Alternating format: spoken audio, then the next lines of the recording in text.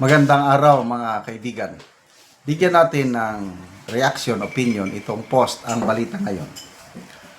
Kudita sa Senado posibleng mangyari dulot ng malasakit umano ni Soto sa kaban ng gobyerno. Umiigting ang espekulasyon sa Senado matapos aminin ni Senator Vicente Soto III na may ilang kasamahan umanong maaring hindi natutuwa sa kanyang pamumuno, lalo na sa kanyang mahigpit na tindig laban sa budget insertions. Ang naturang higpit ayon kay Soto ang posibleng ugat ng mga bulong-bulungan tungkol sa umano'y tangkang kudita sa liderato ng mataas na kapulungan. Ito yung mismong pahayag ni SP Soto. Ano bang iniisip ko na maaring hindi natutuwa ang ilan sa mga kasama? Baka dahil mahigpit ako sa insertion sa budget. Wow! Ang galing! Palakpakan naman natin si SP Soto. Ayaw niya. So, umiigting ang ang espekulasyon. Yung unang mga post, sabi niya na maybe some senators sa majority bloc, of course, are not happy with my leadership. Yan ang ano. Kasi nung una pa, nung mag-o-open na ng 20th Congress at naglalabanan Soto versus Escudero, itong si Senator Zubiri, nagsabi siya na may mga nakausap daw siyang mga kasama niyang senador na ayaw nila kay Soto dahil mahigpit. At inaamin naman ni Soto na talagang mahigpit siya. So, tama naman yun. So, maghigpit. Kung leader ka, talagang mahigpit. Gusto ko yan. Kaya lang, depende na. Timing, rason, kasi kung sobra ka namang higpit, talagang mapapatalsik ka. Na, higpit. Ganyan sana ang Pangulo. Yung mahigpit ba? Wala eh. Sobrang bait eh. Itong, example, yung mga pahayag ng Pangulo, may mga nakakarating daw nga report sa kanya na may mga opisyalis sa gobyerno, yung matataas na nalalaman niya na gumagawa ng hindi maganda. Ano daw, tahimik lang daw na tinatanggal nila, tapos hindi na nila inaanunsyo para daw hindi naman mapahiya. Hindi pwede yun. Dapat, kailangan mo rin ng gulpi di gula. Yung maging mabait ka, pwede yan kung nasa isang pamilya ka lang, ikaw ang padre di pamilya. Maganda yun. Kasi immediate family mo, mabait ka. Ikaw ang amahan ng 117 million Pilipinos. Sobrang bait mo. Anong nangyari? Kaya inaabuso ng mga nakapalibot sa Pangulo ang kanyang kabaitan. Inaamin yan ni Senator Lacson. Sobrang bait ng Pangulo at dahil sa bait niya, inaabuso siya. Kaya ito, sa flood control na kalukuhan ngayon, sabihin natin, wala siyang kinalaman. Kaya lang, ang mga kapalibot sa kanya, Romualdez, Saldico, sino pa dyan? Kanya-kanyang galawan.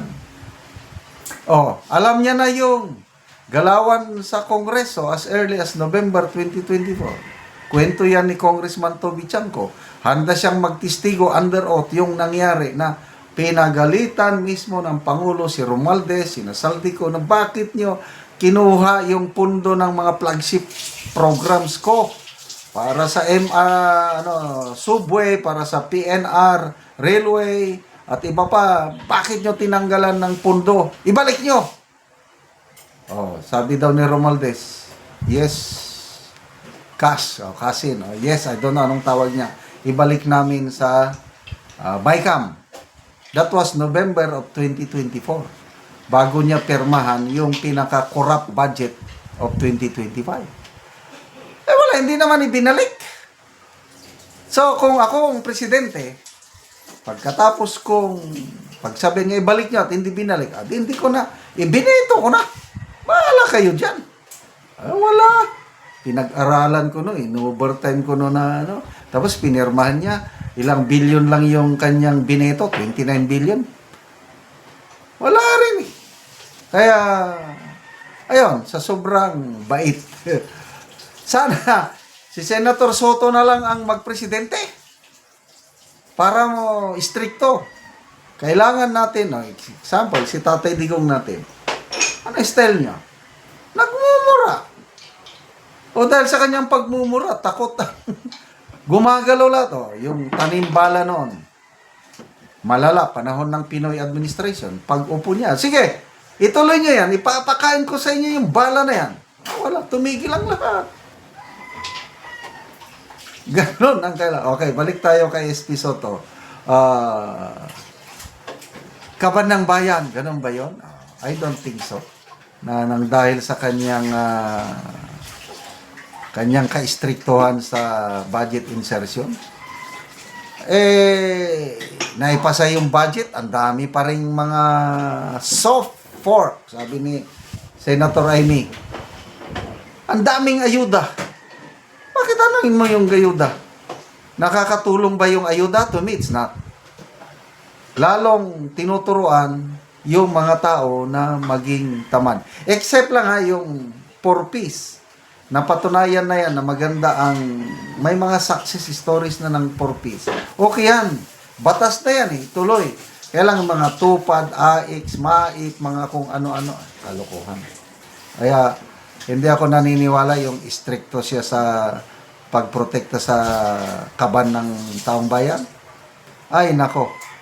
Hindi ako masaya dito sa 2026 budget na grabe, na doble na triple ang ayuda. Anong hinala? Ay para sa fundraising, sabi ni BP Sara. Fundraising nila, gagamitin nila para sa whatsoever. Para incentive, para pipirma sa impeachment complaint laban kay BP Sara. So, abangan natin. Within this week, baka matuloy na ang kodita sa Senado.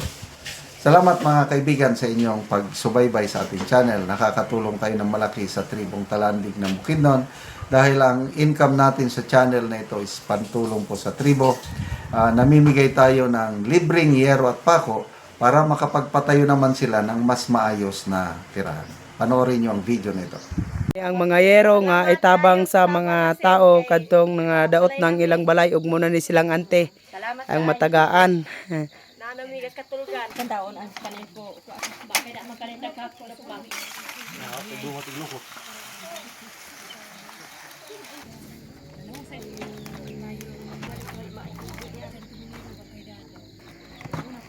Ug maupod ni ang lansa nga para sa atop ang ihatag sa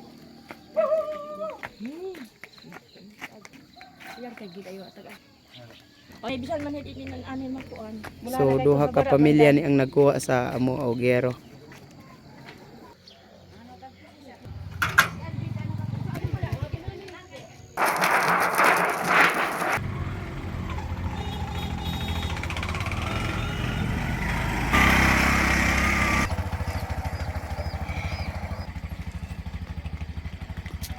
Ug karon maabot na gyud ang yero sa among gitagaan.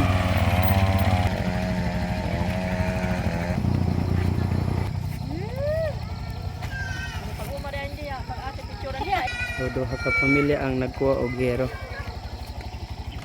Piling ka dai mo tiksakay.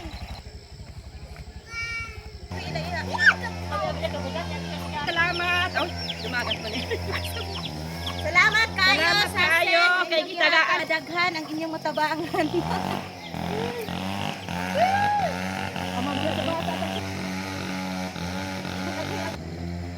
Hi guys. Hey, salamat kay gitabangan me. Ginoo ra ang magbalos imuha.